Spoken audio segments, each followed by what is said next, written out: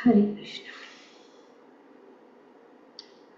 तो आज हम श्रीमद् भागवतम के 34 स्कंद के 12वें अध्याय के श्लोक संख्या 34 को पढ़ रहे और उसको समझने की कोशिश कर रहे। तो अब ध्रुव महाराज जो वैकुंठ से भेजा गया, जो दिव्य विमान में बैठ गए और जैसे वे बैठे उन्होंने आकाश मार्ग से जाते हुए क्रमशः सौर मंडल के सभी ग्रहों को देखा और रास्ते में समस्त देवताओं को उनके विमानों में से अपने ऊपर फूलों की वर्षा करते देखा। तो ये सुंदर दृश्य है। इस प्रकार से विमान उड़ रहा है, क्रमशः सभी लोगों से पार करते हुए, अनेक ग्रहों से पार करते हुए ध्रुव महाराज सीधे वैकुंठ लोक जा रहे। डायरेक्ट फ्लाइट, नॉन स्टॉप, क्योंकि इतने सारे ग्रह हैं, इतने सारे लोक हैं और बहुत सुंदर है ये सब। तो दृश्य बहुत सुंदर है जाते समय सब देखते हुए। तो पर ध्रुव महाराज का डेस्टिनेशन, उनका गंतव्य वैकुंठ का है, क्योंकि वैकुंठ का ही विमान है, वहीं जाए तो वहाँ जाए। तो इस प्रकार से जैसे वे जा रहे हैं तो उनको सब ज्ञात हो रहा है, सब कुछ देखते हुए जा रहे हैं, उनको सब ज्ञान प्राप्त हो रहा है। तो प्रभुपाद जी अपने तात्पर्य में बताते हैं कि भगवान को जान लेने पर भक्त को सब कुछ ज्ञात हो जाता है।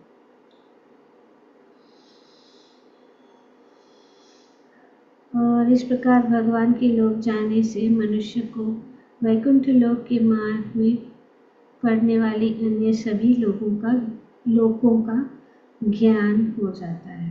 तो अनेक जो प्लैनेट्स है, प्लैनेटरी सिस्टम्स है, सब कुछ पता लग जाता है चलते जाते।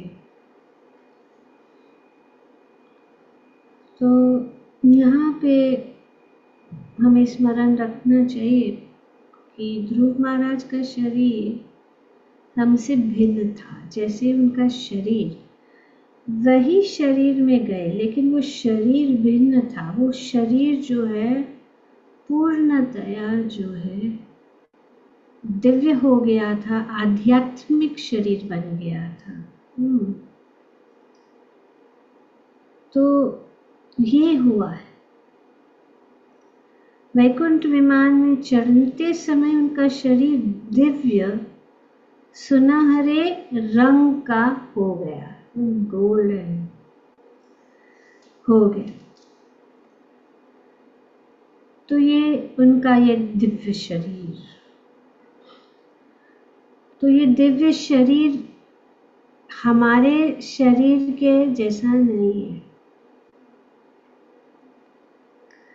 दिव्य शरीर मतलब मुक्त होना, इस भौतिक शरीर और सूक्ष्म शरीर से मुक्त होना।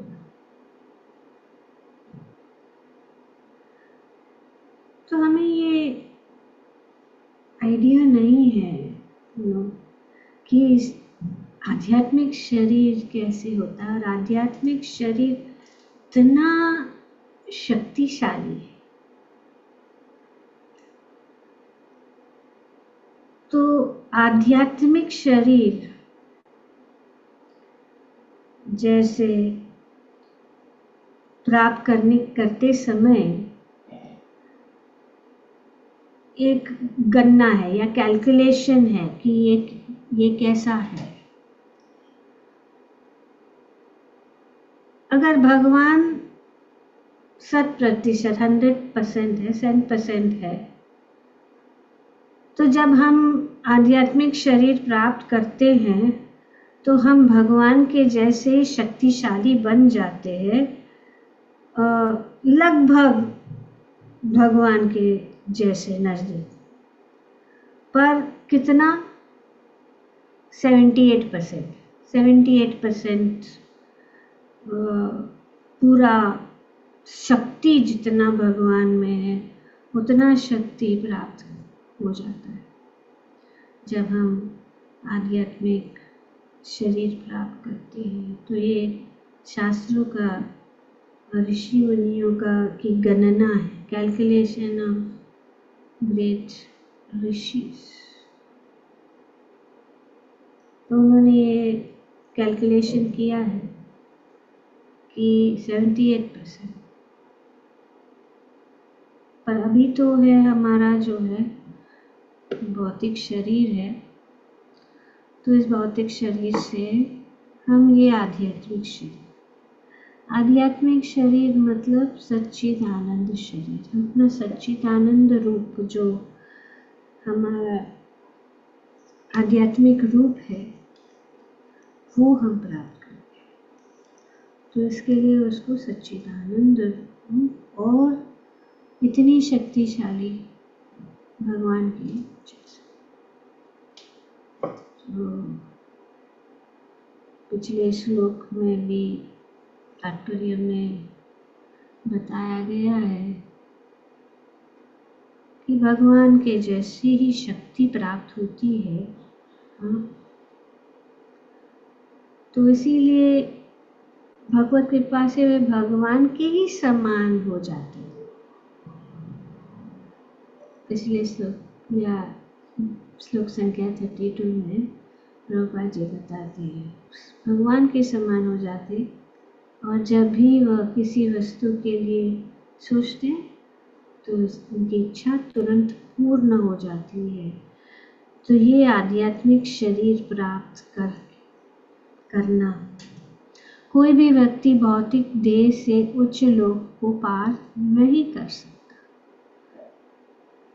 किंतु जब उसे दिव्य देह प्राप्त हो जाता है, तो दिव्य देह प्राप्त हो गया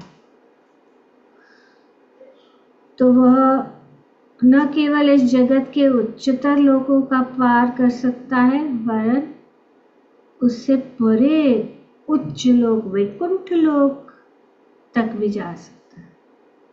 जैसे हम उदाहरण यहाँ दिया है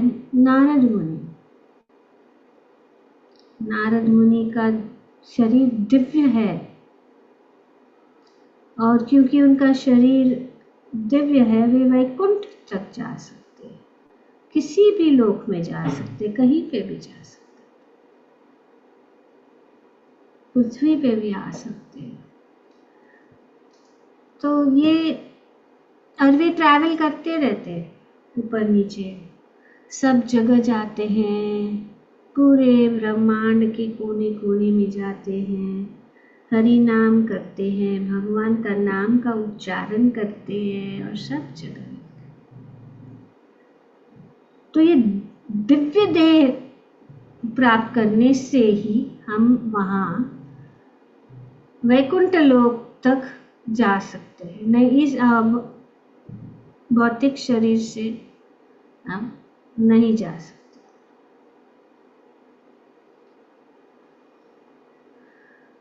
अब दूसरी बात यहाँ पे बताई गई है कि वैकुंठ लोक जाते समय सुनीति का भी शरीर दिव्य रूप हो गया था।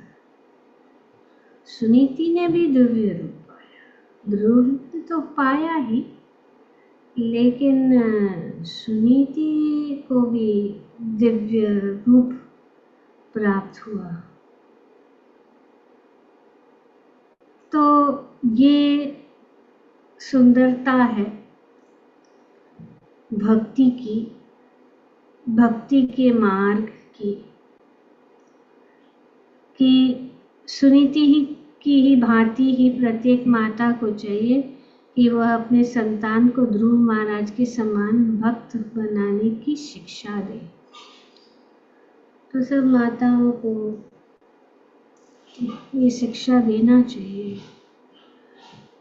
ये वैदिक सभ्यता है। इस वैदिक जीवन में ये बहुत जरूरी है। 5 साल के वर्ष से शुरू हो जाना चाहिए। तो ये ध्रुव महाराज भी प्रहलाद महाराज भी बताते हैं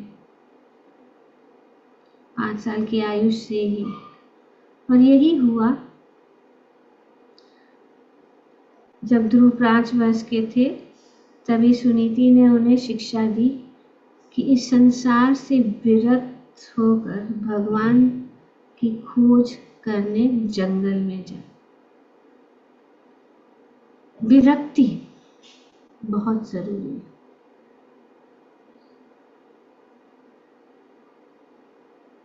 तो अगर हम इस भौतिक जगत के जंजाल से बाहर निकलना चाहते हैं तो ये विरक्ति ही बहुत महत्वपूर्ण चीज है। और उसको कल्टीवेट किया जाता है, कल्टीवेट करना चाहिए, जरूरी है। बहुत कठोर ट्रेनिंग दिया जाता है, बहुत ही। ब्रह्मचारी या जैसे कि यहाँ पे बताया गया कि वो कभी नहीं चाहती थी कि उनका पुत्र भगवान की कृपा प्राप्त करने के लिए तब कि ये बिना घर में ही सुख से रहे। तो ये नहीं चाहती थी कि भगवान सुनी थी, ये नहीं चाहती थी कि अपना पुत्र घर में सुखी से रहे भगवान की प्राप्ति के बिना। तो ये बहुत ज़रूरी है कि हर माता को सुनीति की ही तरह अपने पुत्र का पालन करना चाहिए और 5 वर्ष की आयु से ही ब्रह्मचारी बनने तथा आत्म साक्षात्कार के लिए तपस्या करने की शिक्षा देनी चाहिए। तो ये ब्रह्मचार्य बहुत ज़रूरी है। 5 साल की आयु में से उनको ये ट्रेनिंग देना जरूरी है। किससे? विरक्ति, भौतिक चीजों से विरक्ति। तो भौतिक चीजों से विरक्ति कैसे करना है बच्चों को? कैसे कर सकते हैं 5 साल की आयु में?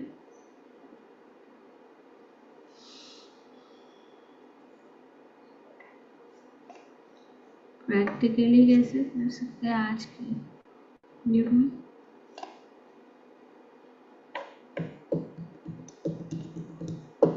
You can start with telling stories of Krishna to begin with, so that they get interested in the Lord and His pastimes. And then, of course, teach all the prayers. I know. Mataji, taking them to the temple along with and giving them prasadam so that they will be motivated towards Krishna consciousness.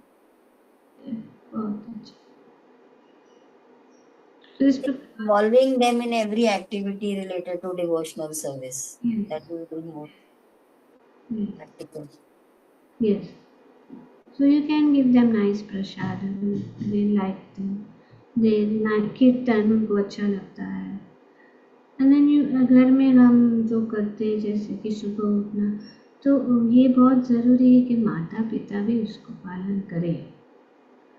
अगर माता पिता कर रहे तो बच्चे उनको follow करेंगे, पर माता पिता ही देर तक सोते रहते हैं, टीवी देखते रहते हैं फ्री टाइम में, यहाँ वहाँ की बातें करते हैं तो वे सब सुनते हैं और फिर वे वैसे ही करेंगे।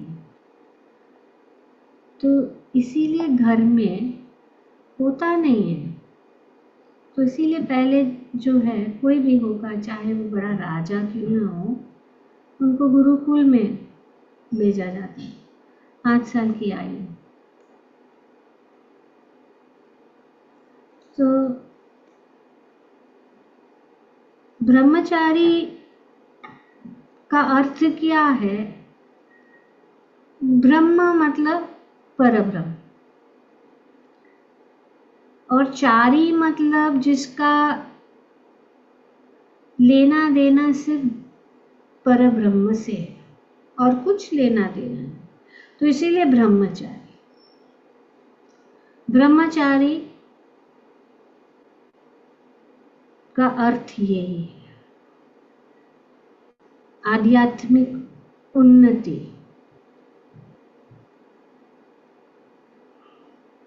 अहम ब्रह्मस्मि, मैं, इसको कहते हैं ब्रह्मचारी। कोई भी भौतिक चीजों में इंटरेस्ट नहीं रखना है,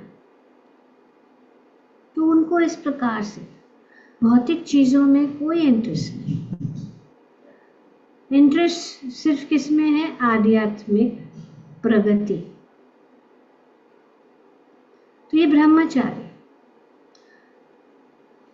तो ब्रह्मचारी जो है उसको क्या करते हैं? गुरुकुल में रखते। जैसे कि भगवान भी, हम देखते हैं भगवान जब सर्वपानी उन्हीं के आश्रम में थे, तब वे अपने गुरु के लिए लकड़ियाँ, उन यज्ञ के जंगल में जाते हैं, लकड़ियाँ, गुरु की सेवा।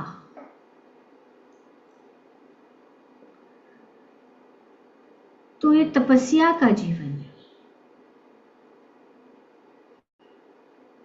तपस्या का जीवन। और वे गुरु के घर में ही रहते हैं और नौकर के जैसे काम करें, चाहे वो राजा का क्यों ना पुत्र हो, सब नौकर के जैसे, लाइक अ मिनियन सर्वेंट।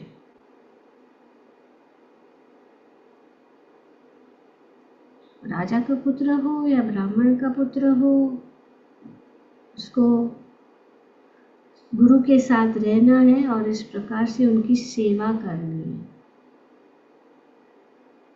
और जो भी करता है और जो भी गुरु कहता है उसको करता है और उसको करना है, और वो खुशी से करता है। और ये उम्र ही है 5 साल की, जब गुरु कुछ आदेश देता है तो वो खुशी से। तो इसीलिए ब्रह्मचारी जीवन जो है 5 साल की आयु से शुरू होता है, क्योंकि अगर बच्चे को कुछ कहेंगे तो वो करेगा। तो इस प्रकार से वो प्रशिक्षित हो जाता है। ये ही एजुकेशन है। उसे घर घर जाकर मधुकरी को करना है, भीख मांगना है अपने गुरु को के लिए, आश्रम के लिए।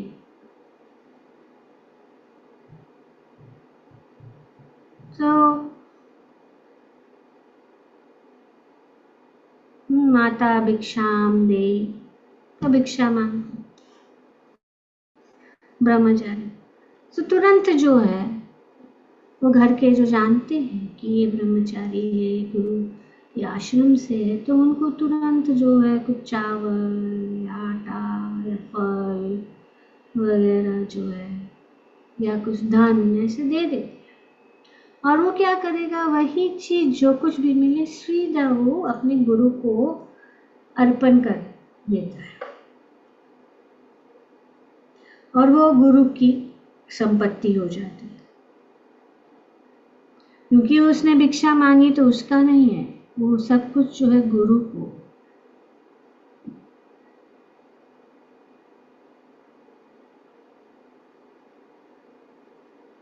सर्वस्व गुरु वेदिता, सब कुछ गुरु का है। और प्रसाद जब पाने का समय है, वो अगर गुरु उनको बुलाए तो ही वे आए। गुरु बुलाए तब वो प्रसाद ले, वो प्रसाद पाए। और अगर गुरु नहीं कहे और गुरु नहीं बुलाए तो उस दिन उपवास रखना। गुरु अगर भूल जाए बाय चांस तो ये वो छुएगा भी नहीं। ये ब्रह्मचर्य, ये शास्त्र, सब कुछ गुरु के है।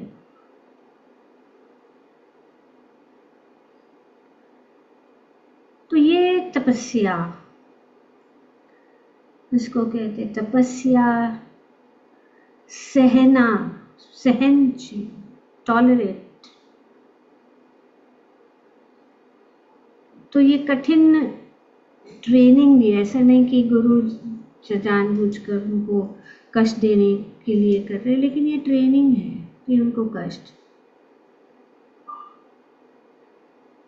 जब चाहे खाए जब चाहे पिए, ऐसा नहीं, जब चाहे जो कुछ भी करे, उनको गुरु के आदेश के अनुसार चलना होता है।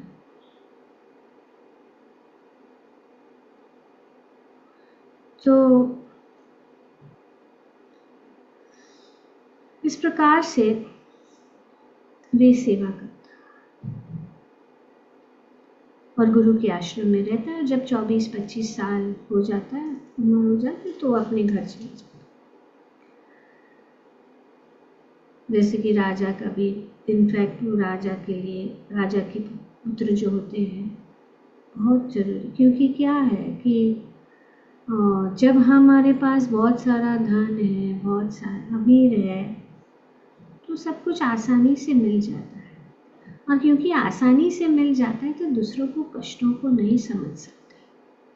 तो इसीलिए ये जो जब राजकुमार है, जो वो सब जो है राजा के पुत्र जाते हैं और वो कठिनाइयों का सामना करते हैं, ठंडी में, गर्मी में, जमीन पे सोना, ये सब जो ट्रेनिंग होता है, तब जब वो जाके राजा बनता है तब वो अच्छी तरह से समझ सकता है प्रजा की पीड़ाओं को, क्योंकि उसने वो पीड़ाओं को भोगा है।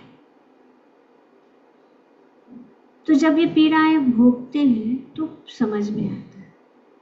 और हम क्या करते हैं, हम अपने बच्चों को सब कुछ देना चाहते हैं, उनको कोई पीड़ा नहीं, लेकिन उनको कोई, तो जब वे, फिर क्या होता है कि उनको इतना सारा हम दे रहे हैं और ये कर रहे हैं, ऐसा भी नहीं कि ज़्यादा बिना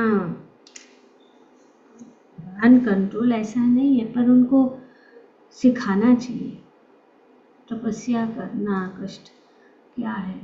तो फिर क्या होता है, अगर हम पहले से उनको सब कुछ देते हैं और जब वे अपने पैर पे खड़े हो जाते हैं और उनको वो नहीं मिलता, क्योंकि अभी वो अपने पैर, जब तक वे माता पिता के शरण में हैं तो उनको सब कुछ मिल रहा है, लेकिन माता पिता नहीं है, तो फिर आगे उनको नहीं मिलता, तो फिर उनका लाइफ जो है बहुत लाइफ ऑफ फ्रस्ट्रेशन हो जाता है। तो अगर आध्यात्मिक ट्रेनिंग है और आध्यात्मिक जीवन पहले से ही उनको ये शिक्षा दी जाती है कि वैराग्य का, विरक्ति की शिक्षा अगर दी जाती है, तो जब वे बड़े होते हैं और अगर कुछ ऐसी परिस्थिति हो, जैसे कि 2 मिनट भी पंखे के बिना नहीं रह सकते, 2 मिनट के बिना एसी के बिना नहीं रह सकता, और उससे इतना क्रोध आ जाता है, तो उनको ये सिचुएशन करना चाहिए कि उनको भोगना चाहिए। एक छोटी सी चीज़ के लिए जब नहीं होते तो बहुत डिस्टर्बेंस है। पर अगर ये जैसे कि सुनीति माता ने उनको इस प्रकार से, उनका भाव यही था कि अपने पुत्र का पालन करते चाहती थी कि 5 वर्ष की आयु से ब्रह्मचार्य बनने की, आत्म साक्षात्कार के लिए तपस्या करने की शिक्षा देनी चाहिए। तो ऐसा नहीं कि उनके पास कुछ है नहीं, उनके पास सब कुछ, सुख पाने के लिए सब कुछ है, लेकिन ये बहुत ज़रूरी है, क्योंकि जानना ज़रूरी है कि ये जीवन जो है, ये मनुष्य जीवन हमें भवसागर को पार करने के लिए दिया गया है। और अगर हम पहले से ही विरक्ति का भाव रखते हैं तो स्मूथली थ्रू आउट लाइफ जा सकते हैं, कि जितना ज़रूरत है उतना ही, सिंपल लिविंग, हाई थिंकिंग। और इसीलिए ये सोसाइटी ऐसा क्रिएट किया गया, ये इसीलिए अंतर्राष्ट्रीय श्री कृष्ण भावना संघ इसके लिए है कि लाइक माइंडेड पीपल, क्योंकि आफ्टर ऑल हम लोग तो सोसाइटी में रह रहे हैं ना, तो सोसाइटी में रह रहे हैं तो हमें तो इंटरैक्ट तो करना ही पड़ेगा लोगों के साथ। पर अगर हम आध्यात्मिक हैं और सोसाइटी में आध्यात्मिक शिक्षण या आध्यात्मिक मार्ग का कोई जो है सुविधा नहीं है, तो फिर हम भौतिक जीवन की ओर ही खींचे जाएंगे। तो इसीलिए ये आध्यात्मिक ज्ञान दिया जाता है, आध्यात्मिक संस्था है जहाँ पे जैसे कि अंतर्राष्ट्रीय श्री कृष्ण भावना संघ ये पूर्णतया से वैदिक जो ज्ञान है उसको प्रदर्शन कर रहा है, भगवद गीता का ज्ञान, विरक्ति। और हम देखते हैं कि इसमें बहुत सारे ब्रह्मचारी भी रहते हैं, ब्रह्मचारियों को बहुत स्ट्रिक्ट जीवन जीना पड़ता है। हमारे ग्रुप में से प्रद्युम्न, उन्होंने ज्वाइन किया, उनको मोबाइल फ़ोन भी, और फ़ोन भी अगर हो, नो स्मार्टफोन, ओनली डब्बा फ़ोन, वो भी जमा करना पड़ता है। क्यों? जॉब में नहीं करते, कुछ ऑफिसों में भी phone allowed, you keep your phone in the locker, isn't it? तो ब्रह्मचारी जीवन मतलब फोकस किसके ऊपर?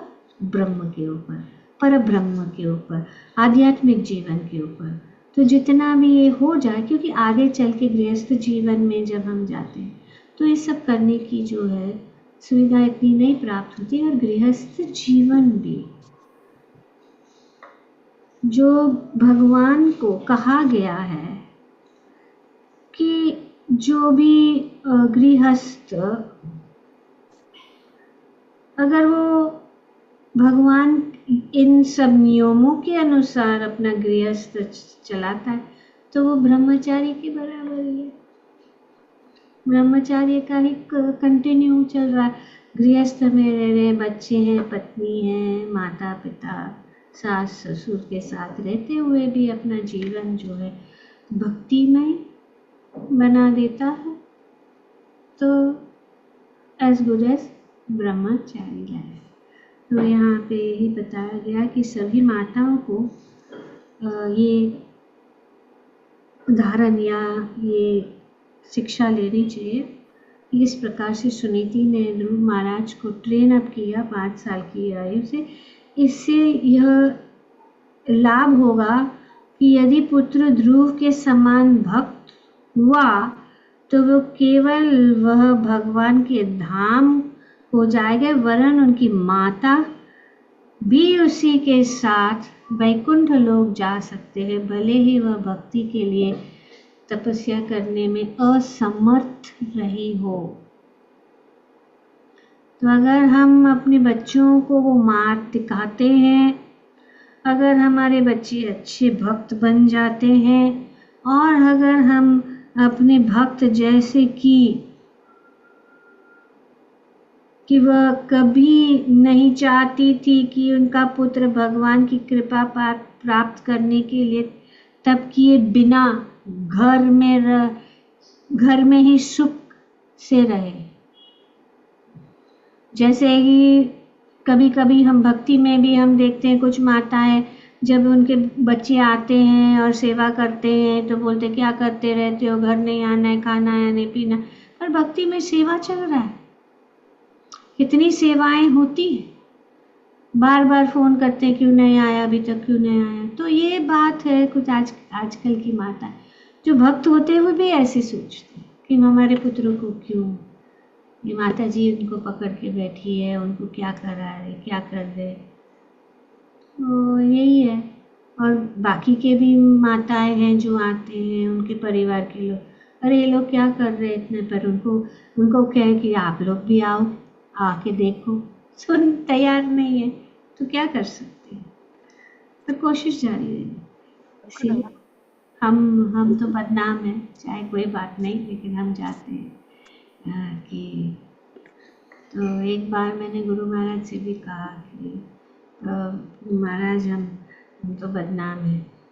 तो उन्होंने कहा डोंट वरी, नारद मुनि भी बदनाम है, क्योंकि उन्होंने कितने कितने जो है वो अपना घर छोड़ के भक्त बना दिया। ग्रंथराज श्रीमद् भागवतम। ओम तत्सत। हरे कृष्ण।